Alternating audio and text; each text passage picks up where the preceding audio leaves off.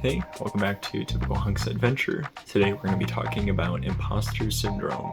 So what exactly is imposter syndrome? It's the feeling that you're not as competent, skilled, or qualified as others believe you to be. You could sort of think of it as a fake it till you make it, but with the added risk or feeling that you could be exposed at any moment. And even when you do have evidence of your success, you may think that it's actually due to luck, timing, or other factors not related to your abilities to do such tasks. Signs of imposter syndrome: self-doubt, constantly questioning your skills even when you have experience, downplaying achievements, thinking success happened by chance or that anyone could have done it, fear of being found out, worrying that people will realize you're not actually capable, overworking or perfectionism, trying to overcompensate so no one doubts your abilities, difficulty accepting praise, brushing off compliments as if they don't count.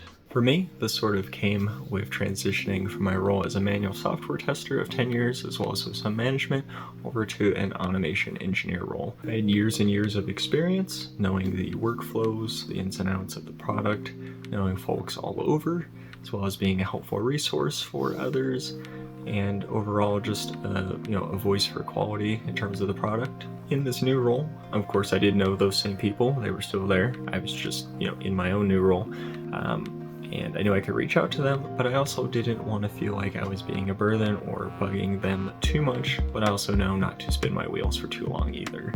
Now, of course, some helpful things were knowing how our application worked, the workflows, and being able to then look at the code and the test steps that were written to understand, okay, I know exactly what the test is trying to do. I just need to read the code to understand what the code is doing to accomplish said steps. And I had a handy-dandy notepad file where I had steps that I could follow for processes just to ensure that I didn't miss anything. And I referred to that notepad file very often. There would be days where I'd spend the entire day trying to figure out something and just get nowhere and feel very defeated. And there would be other days where I'd figure out my blocked one line of code only to then get blocked by the next piece of code. So a quick high followed by a quick low as I was back to figuring out what was wrong with some test. And that went on for months of being a roller coaster of many wins and lows followed by obstacles. But every obstacle did get cleared, whether by my own problem-solving genius or with the assistance of some great coworkers. And as the days went on, I relied on that notepad file less and less, building more confidence in myself that I understood the processes. And while I was able to prove to myself that I could do it, one of the biggest factors was just having a supportive team and my peers to help me along the way, giving me great feedback, saying that I was technically ahead of the curve in terms of being able to transition over, immediately being able to help write tests, fix tests, and more code coverage and things like that. So that was always great to hear. And my boss at the time told me that when he originally became a developer, he said it took him years and years and years to get over imposter syndrome, but eventually it does happen, and to just not sweat it. As for me, I've only been in the role for a couple months, and things do take time. Others will grasp things quicker, some do not, but as long as you are making progress, that's the most important thing. So with it being April, it's officially been 1 year since I've been in my automation engineer role, and I can proudly say that I do not feel like I have any imposter syndrome. Now, of course, there are bits and pieces that I'm still not super familiar with, but that doesn't mean I can't research those or get help from others on my team. And I'm not afraid to say that I have those weak spots and that I am feeling encouraged to actually learn more about them to broaden my skills in that sense. And also in that regard, I have no problem jumping in and grabbing any tasks. I look at everything as a challenge instead of being fearful of not being good enough to figure out something. And I also feel like it is okay. It's better to admit and be open about not knowing certain things instead of lying, because all that's going to do is probably get you back into that imposter syndrome. If anything, you should look at it as an opportunity to learn and grow a bit bit more. And I've actually gotten to a point that I wanted to get to before even being in the role. One of the things that I've always been big on is training, coaching, having documentation, helping with mentoring, things like that. So that it's very important to have, especially, for me, I didn't really have those going into this role. There wasn't a whole lot of documentation and things to follow, which would have been really nice. I probably would have helped mitigate some of the imposter syndrome I had.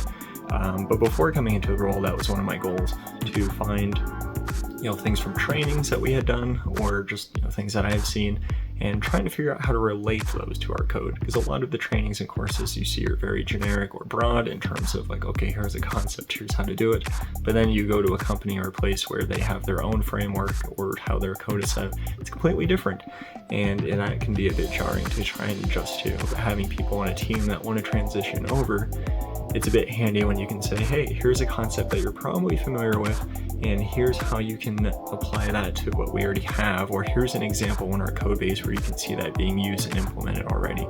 So those were big things that I wanted to accomplish, and being early on in this role, I honestly was a bit fearful and worried that I wasn't being able to get to that point, because I didn't feel confident in myself in learning enough to be able to teach others when I couldn't even do it myself. So very proud that I was able to get to that point up to now where I'm actually doing and scheduling trainings, and I've got documentation, and I've broken it down into sizable chunks that I'm able to train on to go step by step, and hopefully help others transition from manual roles into automated roles, where they're able to use that and have some sort of onboarding process that I didn't have, to help them hopefully not feel a sense of imposter syndrome like I did for a good chunk of last year. And with other jobs and positions, I always felt confident in my ability to hit the ground running without running into any issues and learning things immediately. But switching into an engineering role was definitely a harder challenge to tackle, where I definitely had that sense of not belonging for a bit. But I'm happy that is in the past now, and I'm able to look back on it as well as talk about it in this video. I'd love to hear in the comments if you've ever dealt with imposter syndrome, or if you currently are going through it, maybe some things that have helped you, or maybe hearing this video will help you on your journey to getting over the imposter syndrome as well. But that's gonna do it for this video. As always, stay safe, stay healthy, and I'll see you in the next video.